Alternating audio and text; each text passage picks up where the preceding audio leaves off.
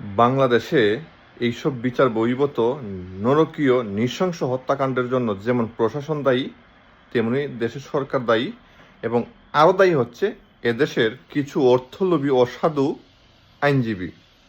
এই যে গতকালকে বলা হলো যে 5 জন আসামিকে ধরা হয়েছে, তাদেরকে রিমান্ডে নেওয়া হয়েছে।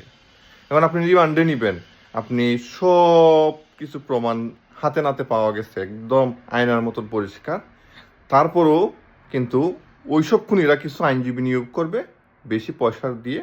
তারা এসে বলবে, মাই লর্ড, আমার আসামি নির্দোষ, আমার আসামির ওই সময় হয়তো মাথা কাজ করছিল না বা উনি অসুস্থ ছিলেন। মানে কিছু পয়সা লোভী, তারা পয়সার জন্য তাদের বিবেককে এইভাবে বিক্রি করে দিতেছে দিনের পর দিন। আপনি দেখবেন বাংলাদেশে যতগুলো আলোচিত হত্যাকাণ্ড হয়েছে বা একদম প্রমাণ, একদম আয়নার মতন পরিষ্কার প্রমাণ আছে, তাদের পক্ষে কিছু আইনজীবী দাঁড়ায় গেছে শুধুমাত্র অর্থের কারণে। কেন ভাই? আপনাদের বিবেক কি মরে গেছে? আপনার পরিবারের সাথে যদি এই রকম জিনিস হইতো, আপনি কি পারতেন ওইসব আসামির পক্ষে দাঁড়াইতে? আসুন, যারা আজ থেকে এই সব আসামির পক্ষে আইনজীবী হিসাবে দাঁড়াবে, তাদের পক্ষে প্রতিবাদ করতে হবে,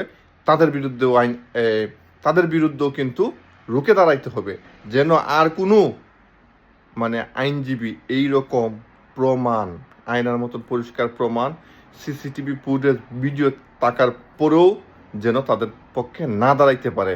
আর যারাই দাঁড়াইবে তাদের বিরুদ্ধে রুখে দাঁড়ান। কারণ আসামি যখন, অপরাধী যখন দেখবে যে তার অপরাধ করার পরে, এই ধরনের অপরাধ করার পরে কোনো মানুষ, কোনো উকিল, কোনো আইনজীবী তাদের পক্ষে কোর্টে দাঁড়ায় না, তখন কিন্তু তারাও একটু ভয়ে থাকবে।